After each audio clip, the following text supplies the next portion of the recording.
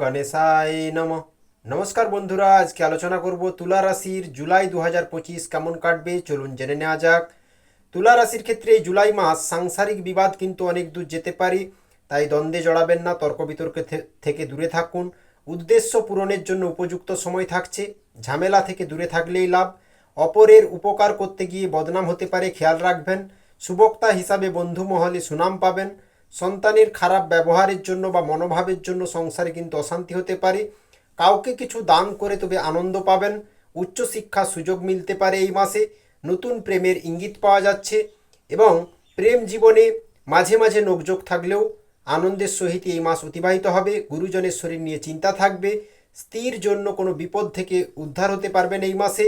মাসের শেষ দিকে ব্যবসার প্রতি একটু নজর দিতে হবে। বন্ধুর বিপদে পাশে দাঁড়াতে পারবেন। অর্থভাগ্য যদি বলি, অর্থভাগ্য কিন্তু খুবই খারাপ থাকবে।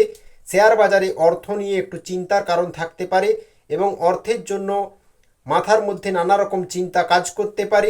পারিবারিক দিক থেকে পরিবারের সকলের সঙ্গেই সুসম্পর্ক বজায় থাকবে এবং সকলের সাথেই সুসম্পর্ক বজায় থাকবে এই মাসে।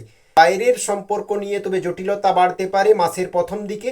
পেশাগত ক্ষেত্রে জীবিকা নিয়ে প্রথম দিকে চিন্তা থাকবে, তবে শেষের দিকে জীবিকা নিয়ে কোনো চাপ থাকবে না।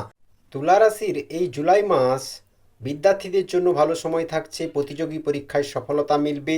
ভাগ্য সাপোর্ট এবং গুরুজনের সহযোগিতা ভরপুর মাত্রায় মিলবে। দূরযাত্রার যোগ লক্ষ্য করা যাচ্ছে। মন্দির ভ্রমণ হতে পারে। ধর্মভাব বৃদ্ধি পাবে। শত্রু নাশ হবে শনির কৃপায়। আপনার গোপন বিষয় বা আপনার প্রতিভা কিন্তু সামনে আসতে পারে শুক্রের কারণে। অফিস বা অন্য কোথাও অনৈতিক সম্বন্ধ থেকে দূরে থাকুন, নয়তো পর্দা উঠতে পারে। 28শে জুলাইয়ের পর থেকে উচ্চ পদ মিলতে পারে কাজের জায়গায়। নিজের লক্ষ্যের উপর ধ্যান কেন্দ্রিত করে রাখুন। অংশীদারিত্বে নেওয়া সিদ্ধান্ত কিন্তু লাভ দেবে এই জুলাই মাসে। আমদানি কিন্তু বৃদ্ধির যোগ লক্ষ্য করা যাচ্ছে। সম্পর্কে যে কাউকে অন্ধবিশ্বাস করবেন না। ব্যবসাতে কিছু নতুনত্ব বা সাজাতে সংকেত দিচ্ছে শনিদেব। স্বাস্থ্যের খেয়াল রাখুন। খারাপ সঙ্গ ও আসক্তি থেকে দূরে থাকুন। পায়ে চোট ও পেটের সমস্যা কিছুটা থাকতে পারে। ওয়েদারের কারণেও সমস্যা থাকতে পারে। পরিবার ও কাজের মধ্যে সন্তুলন বজায় রাখুন। পিতামাতার স্বাস্থ্যের খেয়াল রাখুন। প্রতিকার যদি বলি, প্রতিদিন শিবলিঙ্গে জল চড়ান। ওম নমঃ শিবায় মন্ত্র সকাল সন্ধ্যা জপ করুন, শুনুন। পারলে হেডফোন নিয়ে শুনতে পারেন এবং রিপিট করতে পারেন ধ্যানমগ্ন হয়ে।